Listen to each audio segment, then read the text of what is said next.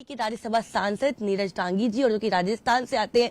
और सर पहले तो आपको बहुत बहुत शुभकामनाएं क्योंकि उस लिस्ट में आपका नाम भी है। जी प्रदेश इलेक्शन कमेटी है। इलेक्शन सिस्टम का ये प्रोसेस की पहली कड़ी है और मैं धन्यवाद देना चाहूंगा आला कमान को जिन्होंने मुझे इसमें रखा है। मैं यूथ कांग्रेस का अध्यक्ष हुआ करता था, तब भी मैं इलेक्शन कमेटी में था।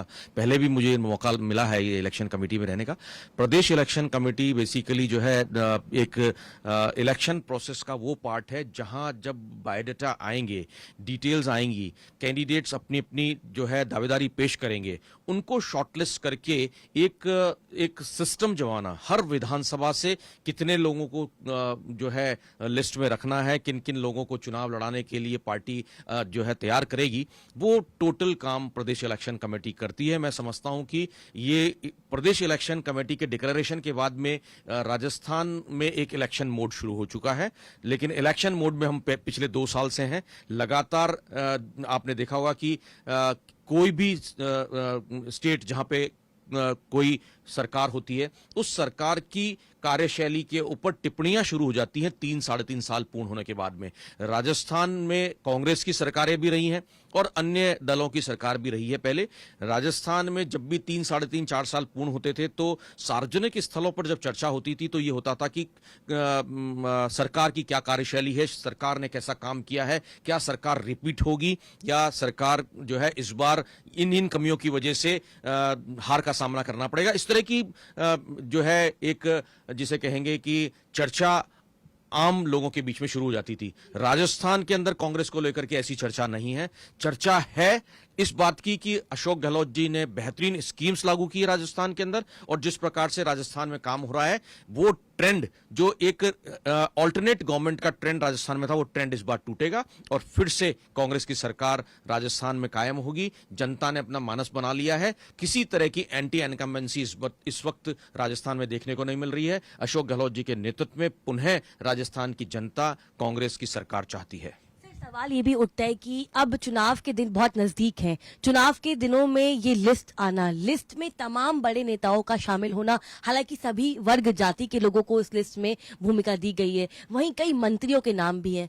तो क्या जो आला कमान लगातार ये संदेश देता आया है कि राजस्थान में सब कुछ अच्छा है, एकजुट है, क्या ये उस एकजुटता का एक पैमाना, एक कहीं ना कहीं एक तस्वीर जो है वो लिस्ट के माध्यम से हम देख सकते हैं? देखिए, एकजुटता की जब हम बात करते हैं तो निश्चित रूप से राजस्थान के अंदर राजस्थान ही नहीं, मैं कहना चाहूंगा कि हर संगठन में, चाहे वो बीजेपी हो, चाहे कांग्रेस हो, चाहे अन्य दल भी हो, हर दल के अंदर इस तरह की छोटी मोटी मनमुटाव हर स्टेट में देखने को मिलेगा। राजस्थान में भी कांग्रेस से ज्यादा बीजेपी के अंदर मनमुटाव ज्यादा है, भारतीय जनता पार्टी के अंदर अनगिनत धड़े हैं। लेकिन यहां जब राजस्थान की बात करेंगे, निश्चित रूप से आपस में हल्का फुल्का मनमुटाव भले ही हो, लेकिन एकजुटता का परिचय उसी दिन से देना शुरू कर दिया था राजस्थान में, जब राहुल गांधी जी ने राजस्थान में भारत जोड़ो यात्रा शुरू की थी। उस यात्रा के अंदर एक दूसरे के साथ कदम से कदम मिलाकर एकता का परिचय देने का काम राजस्थान में उस समय शुरू हो गया था, जो लगातार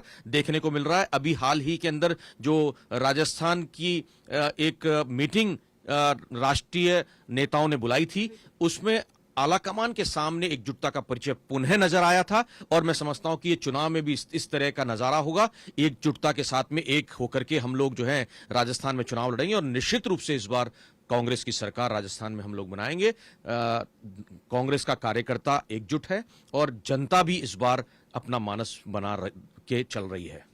लेकिन सवाल ये भी खड़ा होता है कि लगातार एक तरफ जो है राजस्थान में तमाम स्कीम निकाली जा रही, चाहे वो महंगाई राहत कैंप हो, चिरंजीवी योजनाएं हो। अभी तक तो जो योजनाओं की बात चल रही थी, लेकिन अब चुनावी मोड शुरू हो चुका है। कहीं ना कहीं कह सकते हैं कि चुनावी मूड अब शुरू हो चुका है। लिस्ट पे लिस्ट, सूची पे सूची आएगी। लेकिन मेरा सवाल ये है कि कहा जाता है कि राजस्थान का चुनाव जो है बड़ा अलग चुनाव होता है, 5 साल का रिवाज देखने को मिलता है, लेकिन जातिगत समीकरण जो है राजस्थान के चुनाव में सबसे महत्वपूर्ण माना जाता है। इस लिस्ट में अगर हम गौर करें तो तमाम जाति के लोगों को जो है जगह दी गई है। क्या कांग्रेस भी अब की बार हर समुदाय, हर जाति को साधने की कोशिश कर रही है? क्योंकि पिछला जो चुनाव रहा उसमें कहीं ना कहीं कमी देखने को मिली। क्या उसके मद्देनजर इस लिस्ट में सभी वर्ग और जाति के लोगों को भूमिका दी गई है ताकि चुनावी मोड में सभी जाति के लोग कांग्रेस पार्टी के साथ रहें? देखिए, मैं इसमें स्पष्ट करना चाहूंगा, कांग्रेस ने कभी जातिवाद और क्षेत्रवाद की राजनीति नहीं की है। ये भारतीय जनता पार्टी में देखने को मिलता है। वो लोग बात करते हैं जाति की, जब जाति की बात आती है तो कांग्रेस ने हमेशा 3600 कौमों की बात करी है, सबको समायोजित करके ही लिस्ट बनी है, तो इलेक्शन कमेटी की लिस्ट है। आज तक की कोई लिस्ट उठा करके देखेंगे, चाहे वो एक संगठन की लिस्ट हो, चाहे वो इलेक्शन की लिस्ट हो, चाहे वो राजनीतिक नियुक्तियां राजस्थान के अंदर हमारी सरकार है उसमें हुई हो, हर जगह पर हर जाति को समायोजित करने का काम कांग्रेस पार्टी ने हमेशा किया है। और ये जो लिस्ट है उसमें भी तमाम जातियों को निश्चित रूप से हमने समायोजित किया, लेकिन ये जातिवाद इसका आधार नहीं है। ये एक सिस्टम है कांग्रेस का। कांग्रेस ने हमेशा सबको एक प्लेटफॉर्म पे रखने की कोशिश करिए, जातिवाद से ऊपर उठ करके राजनीति कांग्रेस ने हमेशा की है, और उसी का ये नतीजा है कि इस लिस्ट के अंदर तमाम जातियां समायोजित करके ये लिस्ट सामने है। मैं समझता हूं कि जातिवाद की राजनीति कभी नहीं करी है। हम एक मुद्दा लेकर के चलेंगे और वो है विकास। राजस्थान में जिस तरह से स्कीम्स अशोक गहलोत जी ने, उनके मंत्रिमंडल ने और सरकार ने दी हैं, उन स्कीम्स के को लेकर के जनता के बीच में जाएंगे और अधिकार के साथ में वोट मांगेंगे कि हमने ये किया है 5 साल में, इसके एवज में हमको वोट चाहिए। लेकिन सवाल ये भी खड़ा होता है, जब जब बीजेपी के बड़े केंद्रीय मंत्री जब जाते हैं जब वहां पे राजस्थान में, तो वो कहते हैं कि राजस्थान में 5 साल में कांग्रेस ने कुछ नहीं किया। लॉ एंड ऑर्डर पे सबसे बड़ा सवाल खड़ा होता है। आखिरकार कहा जाता है कि कांग्रेस पार्टी ने लॉ एंड ऑर्डर की स्थिति को राजस्थान में मजबूत नहीं किया। चाहे हम जेपी नड्डा की बात करें, चाहे हम राजनाथ सिंह की बात करें, इसके अलावा जितने भी नेता गए उन्होंने यही आरोप लगाया। इस बीच में कांग्रेस पार्टी का क्या स्टैंड रहा लॉ एंड ऑर्डर को लेकर? देखिए, लॉ एंड ऑर्डर की बात बाद में करूंगा मैं। उससे पहले मैं ये कहना चाहूंगा कि भारतीय जनता पार्टी के शीर्ष के जो नेता हैं वो राजस्थान में इसलिए नहीं आ रहे हैं कि वो विपक्ष की भूमिका निभाना चाहते हैं।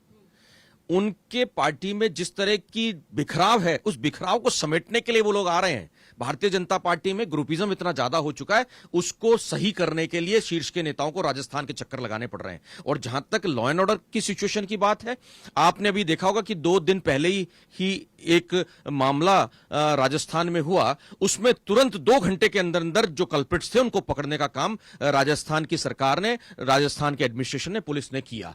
इस प्रकार से एकदम चाक चौबंद होकर के सरकार काम कर रही है, और सरकार और मुख्यमंत्री दोनों संवेदनशील हैं ऐसे मामलों के लिए।